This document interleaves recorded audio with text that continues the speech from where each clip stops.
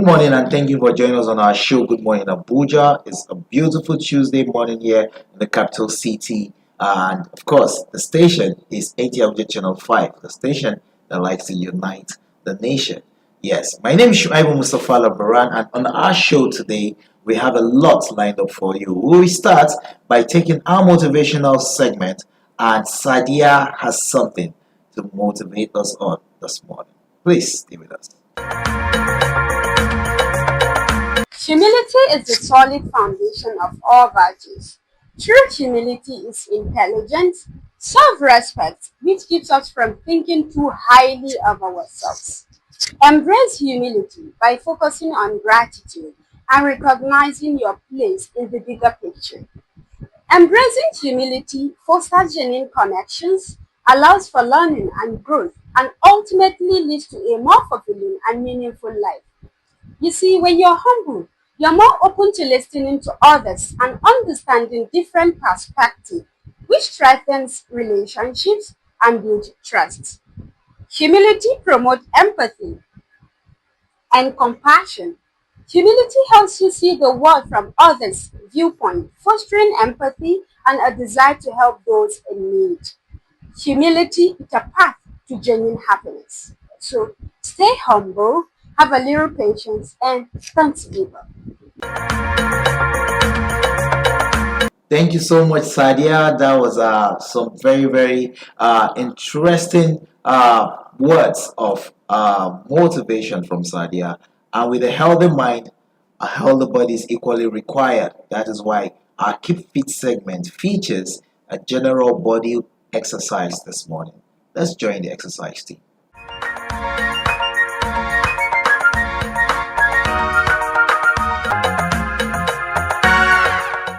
Welcome back. The program is still Good Morning Abuja, and this morning we are going to be discussing environmental concerns. Yes, we're already in the raining season, and of course, the season comes with its peculiar challenges. Yes, we're looking at flooding, we're talking about natural disasters, which are occasioned by sometimes our own mistakes. I'm talking about those people now who like to build along the waterways, and those people who are in the habit of blocking the canals and the gutters, thereby resulting in unnecessary flooding, erosion, and all other disasters that are associated with the rainy season. This morning, we'll be examining the very important work that is going on in the Ministry of Environment, National State Ministry of Environment, and that is why our conversation this morning is going to focus on the 2025 raining season preparedness in at least providing early warning signs and of course providing humanitarian relief. Our guest this morning is Princess Margaret Itake Elayo, the Honorable Commissioner of Environment and Natural Resources, Nasarawa State. Good morning and thank you for coming on the show. Good morning, and thank you for having me. Yes. So, Honorable Commissioner, I'm so excited we have you here because we'll be able to speak to some of the efforts that you have put in place, which already, even though we are far gone into the rainy season, we've not had any major disaster in Nasarawa State to say, at least. We've not recorded any loss of life driven by flood or have to say, hey, we could have done things better that could have averted the situation. That is because you and your team are doing some things in Nasarawa State which is different from how things used to be done. So let's share your thoughts. What is the outlook like from your ministry now? How are you projecting that the rainy season can be handled better? Thank you. For us in Nasarawa State, what we started doing is what I'll refer to as proactiveness. It's something that we've experienced back to back yearly. So we have an idea what the rainy season will look like. Nothing subtle. Is it that it's going to be the same or get worse? So for us at the ministry, we started the campaign, the awareness, just like you mentioned earlier, to inform our people the danger when you build around waterways. And the whole idea is just to let them know that at the point that you're building, it might be comfortable. But the moment the rainy season starts, it's going to affect you, it's going to affect your building, it's going to affect your loved ones. So we went on a campaign in educating them that people need to actually leave that premise. They need to leave that location to make sure that they return to a safe havens. And you're correct. That's why there is no data base yet from your end. But on our end, because of the proactiveness, as I speak right now, we don't have any we don't have any death in relation to the rainy season because of the awareness that we have created to the extent that we went door to door. Outside the fact that we're on radio, we're on TV, educating our people to relocate. And I always said this: it's easy to get things back. You can take your time, rebuild your property. You can take your time to fix things in your environment, but then we cannot create another life. So for us, it is very, very necessary that our people listen and then make the move of leaving that particular environment to a better place while the rainy season is going on. And afterwards, definitely they are okay to return back to their various houses eventually. Okay. Now let's talk about early warning signs. You rely on a lot of scientific data to be able to at least provide get early warning signs to when there's going to be flooding or when the rains are going to be very heavy and all of that. And given the Nasarawa state is a state that is heavily involved in farming, rain is a blessing. Absolutely. Yes, and then given the rich mineral variety of minerals that we have in Nasarawa State, it's only natural that mining activities will interlope with farming activities and will create some concerns, especially when the rains come. Now, how do you utilize early warning signs? Okay, for us, with the early warning sign, sometimes when things are back to back repeatedly, outside the fact that we are gauging it based on the past experience, we do have the MNET geo that has to do with the weather, and they get us informed a week, 2 weeks before time. And then locally in our state, what we'll do is we use their own caption to educate our people. So, like I shared with you earlier on when we were having a conversation, is the fact that it might not be completely accurate, which we know that because weather on its own is unpredictable. But the fact is, it might come close to what they have actually predicted. So for us, we give you that 1 day in, 1 day out. So if they capture between the 15 to the 18 is going to be a bad weather, we add additional day or two to it on and before. The reason we do that is because it might happen before the prediction. So for us, we get them involved ahead of time. So that is really helping the states to manage the weather. And you talked about the farming season when it comes to mining.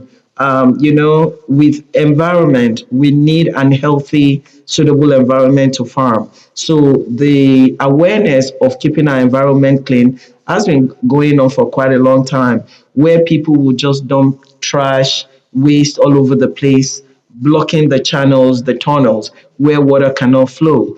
With the blessings of water, we have ability to save it for the dry season. We have the ability to save it to help our crop grow better. So when all these things are being projected, it's just for our people to key into it and make good use of it. And under the leadership of His Excellency, the Executive Governor of Nasarawa State, Engineer A. A. Sule, his proactiveness is what makes us function to give us that room and said, you need to get your people ready. And for that, we put the machineries out, we put the information out just to make sure that our people key into that. And so far, so good. People are getting better. Are we completely perfect? No. They are getting better. There are people who the agricultural setting means a lot to them. So when we say things, they go ahead with the plan and they work with it. Amazing. When you talked about people now dumping trash and all of that, and that brings me to the urban centers. We know the amount of waste that urban centers generate, and sometimes waste management and disposal pose a very big risk to how waterways are blocked or how we utilize our waterways. So, do we have adequate drainage system in our urban centers, especially say Kefi, Lafia, Karu, and do we have people tasked with the responsibility of ensuring that these places are kept free from debris, from blockages and obstructions, so that we do not experience flooding, which is caused by maybe man-made Correct. reasons. With the ministry, we have a couple of small agencies under my ministry that are saddled with those responsibility. Some of which I've worked with in the past. We have the NASWAMSA, we have the NASEPA. What they do is they go to various gutters, channels, like you said. Even let's assume we have a minimum of those channels or the tunnels that we use. The whole idea is at least to have those places cleaned up. And when you're talking about waste management, yes, the states are blessed with about 3 or 4 recycling plants right now. One of it I'm working on to regenerate it back to functioning. We have one in Lafia, we have one in Cairo, we have one in Kefi. The one in Lafia actually have was established by the ecological fund, and people have been using it by taking out trash there. The whole idea now is taking investors to come in now and make it what it's supposed to be for the recycling plant, and that also can generate revenue for our people. I came up with a campaign with the ministry on telling people all about plastic waste. We need you to pick plastic from gutter. We want my whole idea about environment, before I came into saying I want to find you, I want to make sure that I have things on ground to have those waste management properly disposed. And that is why we are still on the stages of awareness and doing the cleaning ourselves. The moment we have all the gadget that is necessary for where our people can actually be dumping their waste. And I have issues where people actually will literally take waste and dump it on the street. So we are creating this idea of people having plastic bags, put in the trash, and then the NASWAMSA, the NASEPA, the Environment Ministry will come out and actually take those things from you, and then we'll take it to the recycling bin. Amazing. Now we are talking waste to wealth. That's amazing. So if I'm in Nasarawa, there's a possibility that I could make some extra money just recycling. That's very good to know. Let's take this very short break. When we come back, I'll be asking the Honorable Commissioner here about collaborations with especially the Ministry of Environment at the federal level. Stay with us. Welcome back. It's still Good Morning Abuja, and we still have the Honorable Commissioner of Environment and Natural Resources, Nasarawa State, Princess Margaret Itake Elayo, here with us, and we are discussing the environment and the state of preparedness for the 2025 rains and what she and her colleagues at her ministry have been doing to ensure that we have an incident-free 2025 rainy season, especially in Nasarawa State. There must be some collaborations you have going, especially with, say, the federal government, maybe the Federal Ministry of Environment. Can you share with us some of the things you're doing?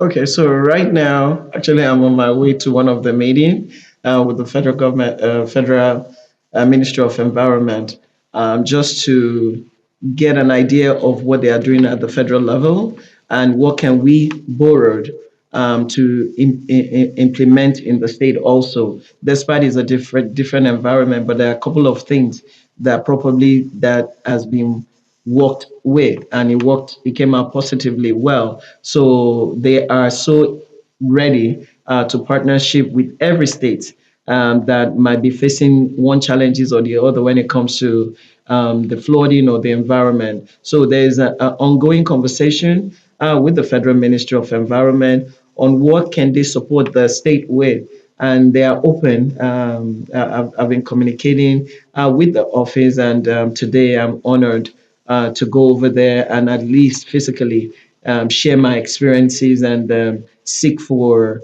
more services to be brought to the state. Okay.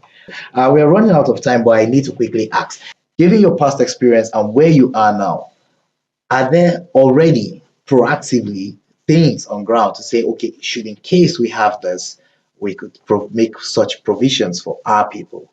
Thank you. So, for us, disaster management, I'm collaborating with them because we do have an agency in the state. And when we have disaster, we key in with the humanitarian aspect of it, with the women ministry, the commissioners. We all sit down together and every angle bring in their own stuff, and then we put it together, and then we support the community. So at the end of the day, it's in partnership, and for that, everything aligned with one another. So my job is not limited to cleaning environment, the natural resources, the mining, but also in making sure that our people are well taken care of.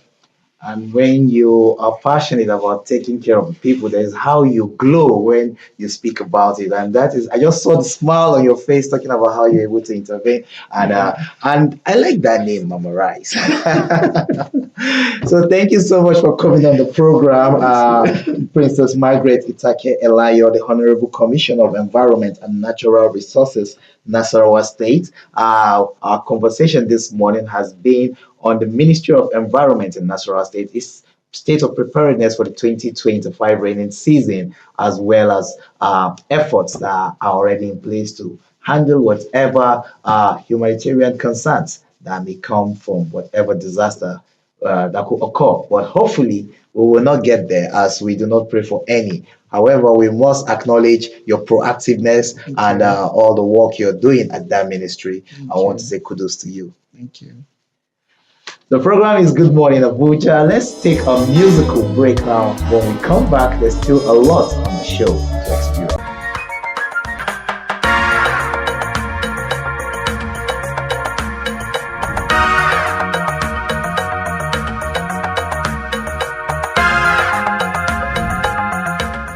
Welcome back. The program is still Good Morning Abuja, and this morning now we want to talk about the Nigerian electoral space. Yes, we're talking about people participating in the electoral process, the process that buts new leaders or bring in leaders that will pilot the affairs of the different segments of this society or this entity we call Nigeria. And some of this process involves active participation from party level down to election day and even post election. But it will seem there is a general distrust with the entire system. This is what we'll be examining this morning as my conversation is going to be with Princess Ajilori, who is the head of corporate compliance at the Law Hub. The Law Hub are solicitors and advocates who do their business here in Abuja, Nigeria. You're welcome on the show. Thank you very much for having me. Yes, I know being a lawyer, you get to handle a lot of cases that have to do with election matters, disputes around electoral issues, and all of that. And it could be a whole lot. But this morning we're examining the impact that political participation could have in advancing real change in our society. Yes. And so our focus is in participation of all strata of the society, the citizens. Now, in your opinion, or from the legal perspective, now, the Nigerian Constitution, does it guarantee efficiently the right of citizens to participate across board in the political process? Absolutely. The Constitution not only guarantees, it enforces.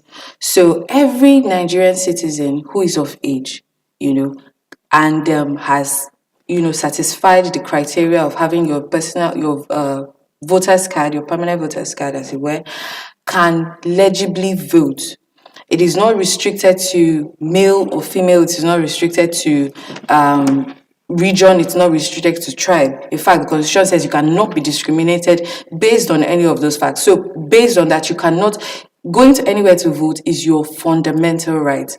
Also, persons who have gotten to the age 35 and above can also go into that process and say, I want to be elected as a leader. I want to lead this social sector and this social sector in the particular places where they are not, there are some political positions that are based on appointments. Yes. Those positions that are up for election, you can as well put up yourself, say, I want to be elected for so and so position if you feel you have what it takes. Yes. I mean, what mechanisms are in place from the say legal perspective now to ensure that where such feelings are existing, what reassurances can we get from the say the constitution or something to just There are a lot of reassurances, but the reassurances have been there and these things have persisted. So I won't burden you so much with, oh, the constitution says you can go to the courts,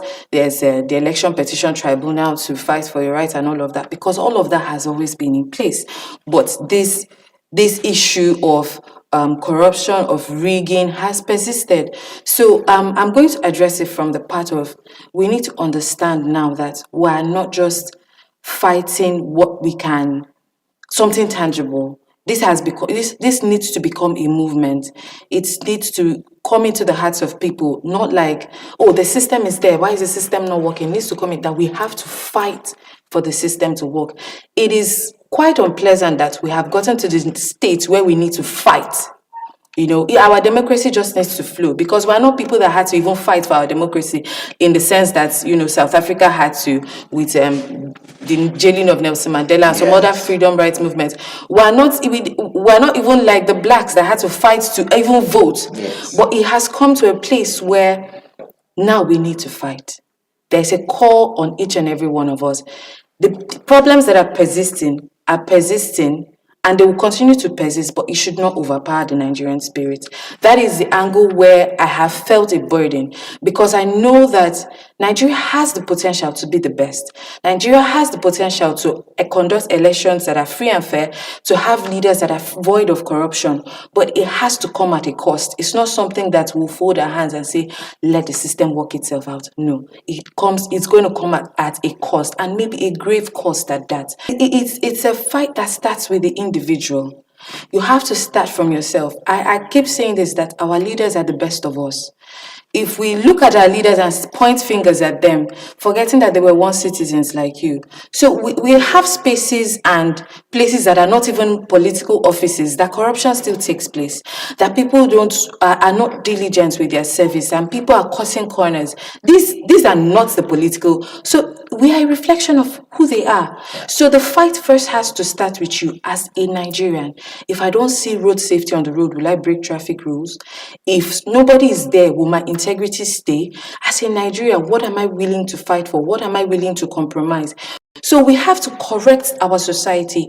That is why I'm very pro this EFCC against spraying of money, because it promotes a system where people see this lavish lifestyles as something that you have to yeah, go all out to get. So when you get to those places, when you get to those political positions where you are controlling a lot of money, of course, it's a no-brainer. You want to, show. So by the time we correct our society, say, look, finances or money should not be your driving force. Your driving force should be, your integrity, adding something reasonable and substantial to our economy, to our nation, to our status as a country. First of all, we have to correct ourselves. We have to demand of ourselves. It's a demand. We have to demand of, if you see your neighbor doing what is wrong, you have to demand it of him. Then by the time we have corrected ourselves and we're marching to demand, because if you are saying the politicians, the leaders, they are not doing it right, so who are you going to put there? yeah.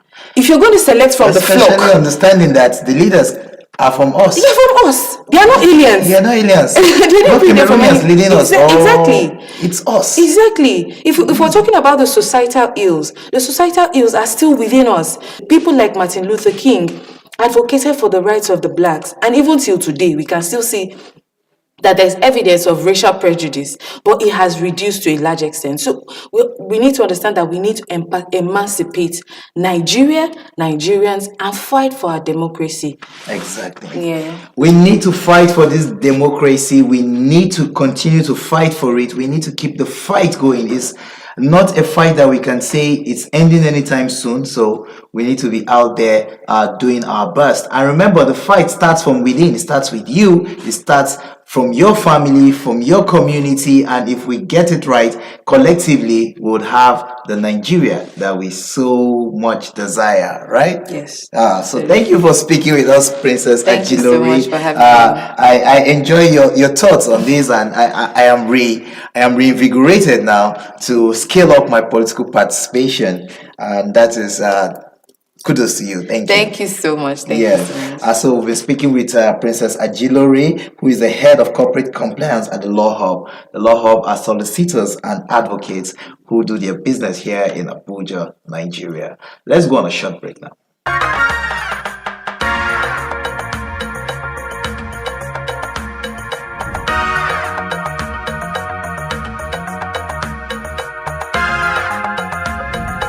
Need to be out there doing our best. And remember, the fight starts from within. It starts with you. It starts from your family, from your community. And if we get it right, collectively, we would have the Nigeria that we so much desire, right? Yes. So thank you for speaking with us, Princess Thank you so Ajilori. much for having me. I enjoy your thoughts on this, and I am reinvigorated now to scale up my political participation, and that is kudos to you. Thank you. Thank you so much. Thank you Yes. so much. So we're speaking with Princess Ajilore, who is the head of corporate compliance at the Law Hub. The Law Hub are solicitors and advocates who do their business here in Abuja, Nigeria. Let's go on a short break now.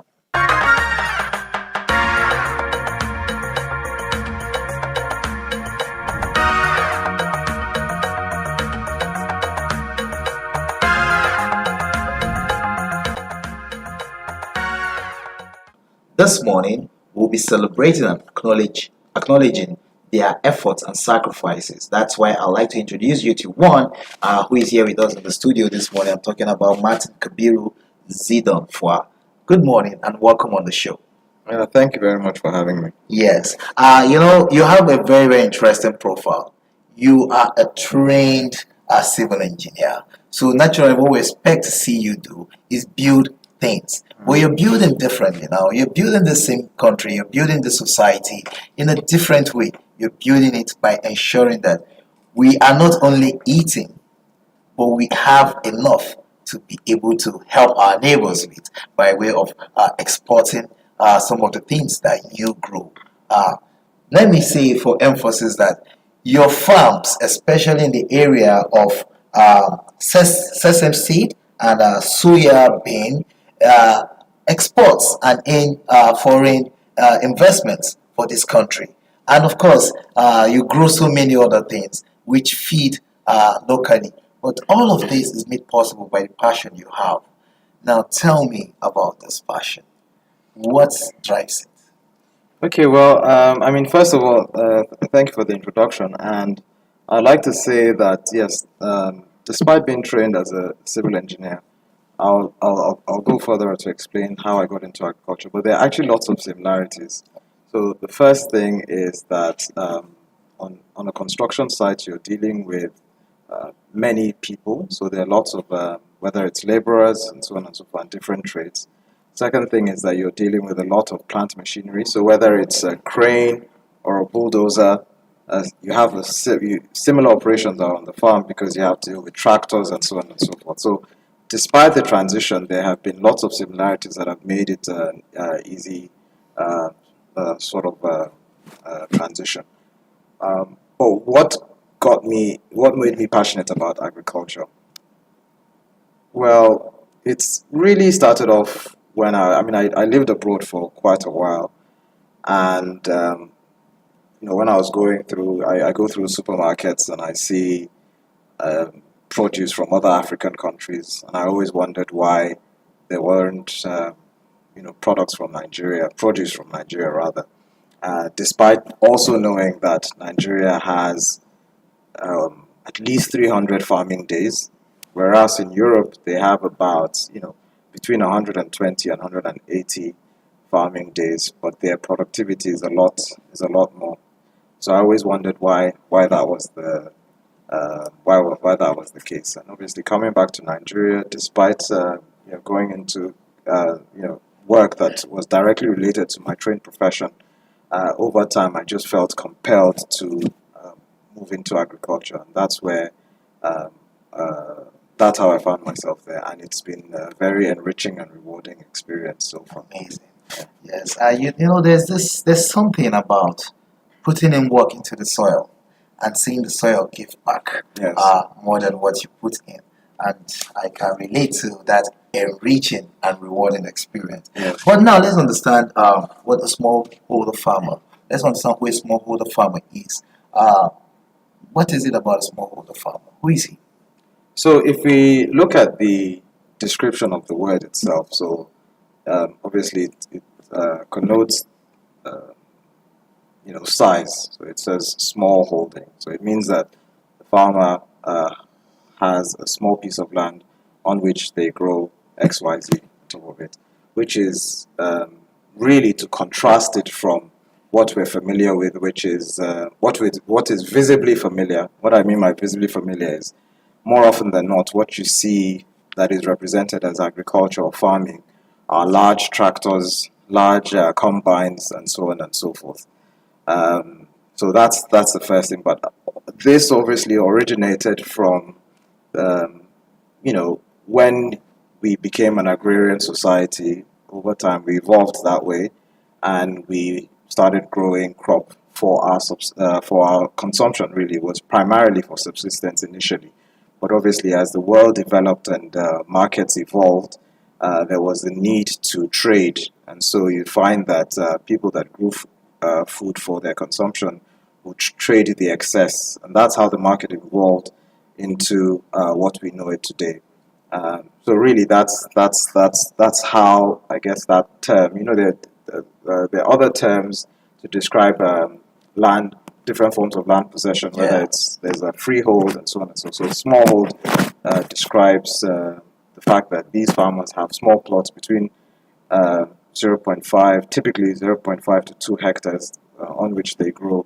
I And believe even it's a up to like 15 hectares by the time you're moving to that scale, I think you're moving away from being a smallholder. smallholder, and it's hard to describe that as a smallhold because um, for you to grow or to sort of work 15 hectares, you would require a lot of labor, and you know you then need to start employing labor, and so it doesn't fit into that category. For example, to plow, to till the soil, or till 1 hectare, you would need 40 man days, so to speak. Whereas a tractor could do it for you uh, in a few hours, right? So by the time you're moving away from 1 hectare, 2 hectares, you're moving past the technical description of what a smallholder farmer Okay. is. It makes a lot of sense that we are having the challenges we have presently, especially with cost of food and all of that. If we put it side by side with challenges such as insecurity, bad road networks, and of course challenges that have to do with farm inputs, from seedlings to fertilizers to natural disasters like flood and the rest of them. But the fact that the people who do rural who live in the rural areas who farm uh, are now heading towards urban centers where they are not able to farm is, as you said, a big challenge. Now tell us, are there other challenges that affect our food supply source from the smallholder farmers? So I think the biggest challenge with regards to that I think that smallholder farmers face today is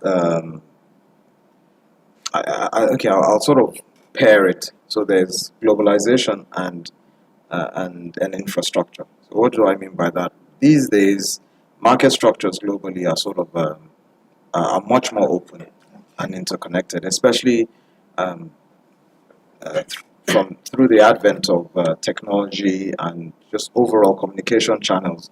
So people are able to trade.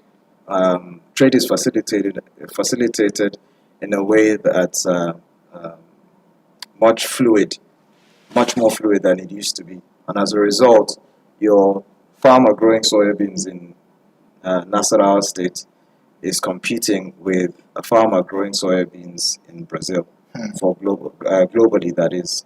And for soybeans in particular, um, domestically, the price of soybeans is higher than it is in the global market. Obviously, these things fluctuate, but it's you find that soybeans produced in Nigeria, you'd much rather sell it within Nigeria as opposed to exporting it because the cost of production and so on and so forth is higher.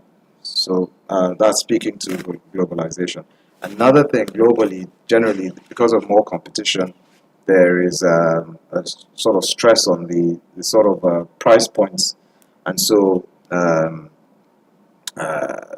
you'd find that end users are trying to meet with to cut middlemen and meet with the producers directly. So let's look at how we can overcome some of these challenges using digital technology. Now, you you interact with these farmers. You're a farmer yourself. You're passionate about these things. Let me say within the Adamawa space where you have some of your farms, have you deployed technology to see that you somehow bridge the gap and answer questions around some of the challenges that you've mentioned? Yes. So I think that um, you know uh, there is a fear about technology taking people's jobs. And so you find that in certain sectors, people sort of like shy away from deploying technology. But technology is supposed to be an enhancer. And in fact, um, the world is evolving. The world is evolving in such a manner that every company is going to have to be a technological company. And with agriculture specifically, and should I say crop management, the deployment of drones for should I say crop health. So there's a thing called NDVI where they use drones to scan the crops, and then you're able to tell the area that requires one nutrient or the other, or whether it requires water, or whether the soil, and so on and so forth. Pesticides.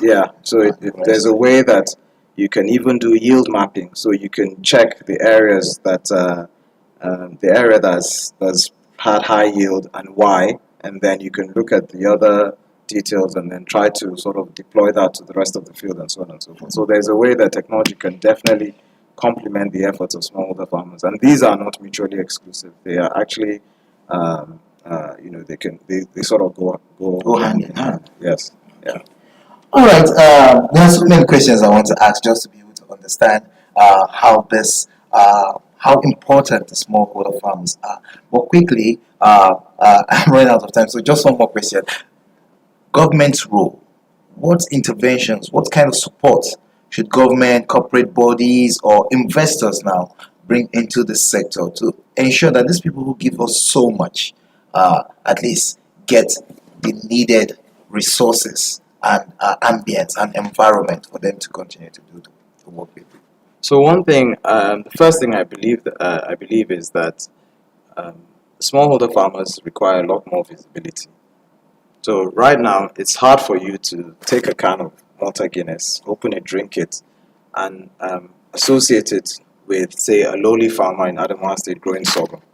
Whereas if you hold a can and you look at the ingredients, you see that one of the ingredients is sorghum. So first of all, there's the issue about visibility. The second, and visibility also extends into the position that they occupy within the entire agricultural value chain. They're right at the beginning. And so they trade off at farm gate sometimes to a trader, and then they're likely several middlemen before it gets to the market, and then it gets to your plate.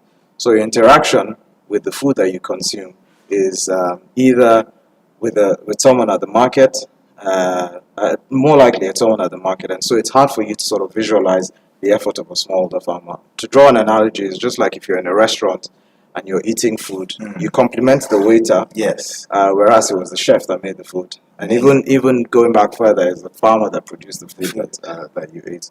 So there's the issue about visibility, and then obviously the larger question about infrastructure. And I would like to draw an example with more advanced countries, so to speak. So you have, and this sort of links to deurbanization and so on and so forth. So for food security, it is important that we take the factories closer to the farms. And what that does is that you the distance from farm to factory is shorter. They obviously have better arrangements with the farmers. There's guaranteed offtake and so on and so forth. And as a result, that's better. So I would say promoting the visibility of the farmer, improving infrastructure, and then creating policies or encouraging factories to be set up closer to the farms. And I think that they'll be encouraged if access was improved. So like roads and rail infrastructure, really. Amazing. Unfortunately, we are running out of time, but it's been an interesting conversation. What I want you to take away from this discourse now is the fact that you need to acknowledge the people who actually put in the work that brings the food to your table. Yes, we're talking about the farmers now, those small holder farmers who are doing the work. So while we are drinking the malt and the canned food and all the other food we buy from the market, or even what we eat at the restaurants or on your dining table, understand that somebody somewhere bent his back with his hoe and cutlass, a small tractor, a small plow, not more than 20, 30 people in a farm putting all that work to produce that food. It's only right that we would acknowledge their hard work, and by acknowledging them, we make them visible. Thank you so much for coming on the show. It's been a pleasure speaking to you, Martin Kabiru Zidane Foa, and I'd like to say well done. And kudos to you and all the other small farmers are doing amazing well to ensure that our survival is sustained, because without food, what are we doing actually? So thank you for coming on the show. Thank you very much for having me. The program is still Good Morning Abuja, and yes, we are trying to bring to your attention that the role of smallholder farmers is very crucial, and they need you to speak for them, to stand up for them, to acknowledge them, but more than anything else, to support them. And let's take this short break. When we come back, there's still a lot on the show. Welcome back. The program is still Good Morning Abuja, and we've been having some amazing discussions and enjoying ourselves while learning, and of course, staying entertained. It's time for us now to see another form of entertainment, and this time it's coming from the kids. They're displaying their creativity on our segment, What Can Children Do? So join me and let's see what these children are doing.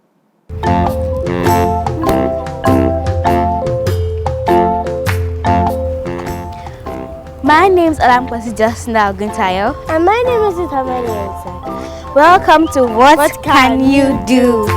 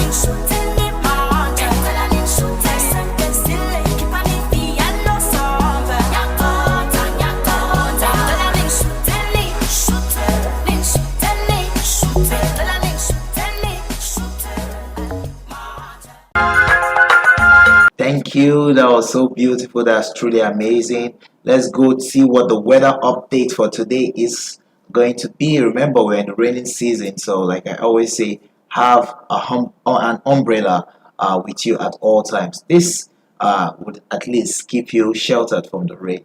So, weather forecast is up next.